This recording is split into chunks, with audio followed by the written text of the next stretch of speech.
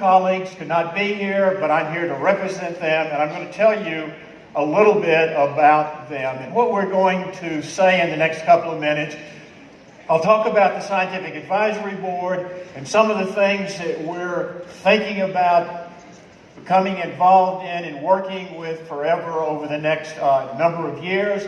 And then I want to spend a little bit of time talking about the power of aloe.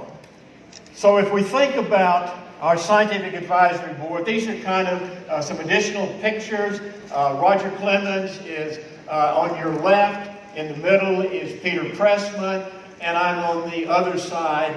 Each of us have our own areas of expertise, but as we combine ourselves together, we've got about 120 years of experience in our respective areas when we combine. Roger is our expert in the area of nutrition. Peter is our clinician, and I work in the area of safety, food safety, and toxicology. Let me just give you a little detailed background of each of the three of us. The first is Roger Clemens, and Roger is a professor at the University of Southern California in the School of Pharmacology, where he teaches a number of different subjects, including regulatory aspects of foods and nutritional supplements. He's the past president of the largest industrial food technology organization in the world, some 20,000 members. He writes a monthly column in the Journal of Food Technology, and he was just awarded by the Institute of Food Technology with its most recent and most prestigious award, bringing together nutrition, dietetics, and food science. He has a number of publications, and he is the co-founder of our little consulting group called PolyScience, which the three of us are part of. Peter Pressman is a physician, but he's a research-oriented physician. He is a past flight surgeon, spending time in Iraq and Afghanistan, taking care of not just wounded Americans, but others that unfortunately were hurt. He attended medical school and then was an attending physician at the Mount Sinai Center in Los Angeles. Again, a number of publications. And he is the director of medical operations in our little consulting firm. And then these are my credentials. I'm a research professor at Michigan State University and the College of Public Health at the University of South Florida. One of the things that is unique about our groups, and I just pointed out here, I'm the past Secretary General, having served 2 terms as the Secretary General of the International Union of Toxicologists, some 20,000 toxicologists around the world. And the point here is that between the three of us, we have connections in probably every country that's recommended here. And if we don't have the answer to the question, we can turn to our colleagues in these countries to help us. And you can see I've had some experience as being past president of several organizations, a number of publications. But I guess the one that I would point out to you is that I'm the editor of one of the 2 major textbooks in the field of toxicology. The book is some 1,700 pages long. So if you have trouble sleeping, you might want to get a copy of that, and that might help you go to sleep in the evening. I'm also a vice president within our consulting firm.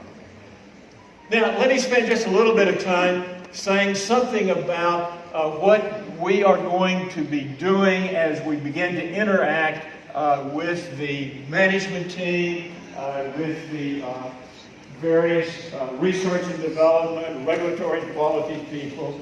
One of the issues that we see out there now is that there is a problem with people misunderstanding aloe.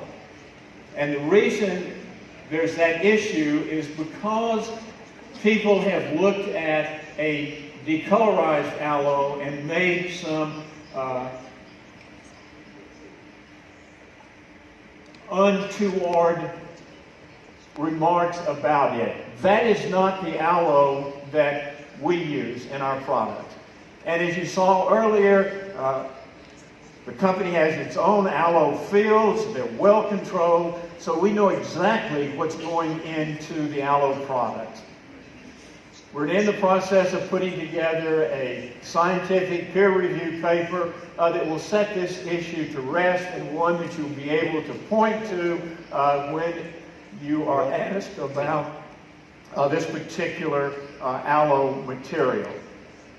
In conjunction with the Forever Living, we're beginning now to think in terms of providing scientific and medical evidence that's based on facts to share with the folks that have to respond to questions that are brought to the company that may be challenging and complex, but that we'll be able to have better answers for you, for the consumers, and even the press if we have to do that. We're also looking at the marketing and advertising copy for the veracity of the claims. We want, when you have a claim on a Forever Living product, that the data are available to support that claim. And so you can be comfortable and confident that if a claim is made, the company has documentation to support that claim. The other area that we're moving into, and it's going to be very important for you, is to review all of the ingredients and the extracts that go into the various products that are sold by Forever Living, to be sure that we only put in those products that we understand, those ingredients in those products that we understand, we have an understanding of the amount that's there, and that they are going to be acceptable and safe to use under the conditions of that product. And we can do this through a number of ways, through looking at what's known as generally recognized as safe approach, or in the case of dietary ingredients, in the U.S. there's a process known as new dietary ingredient reviews. We're also going to be working with the R&D folks and the product development people to help identify novel and health-promoting components for possible innovative approaches and marketing initiatives. And we'll be working with the laboratories, one of which you'll get to see here, the one that is in Texas.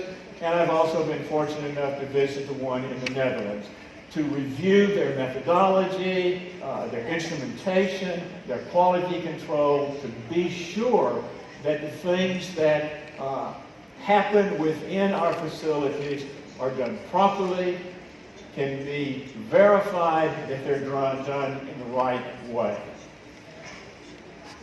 So I wanted to spend a minute about the power of aloe.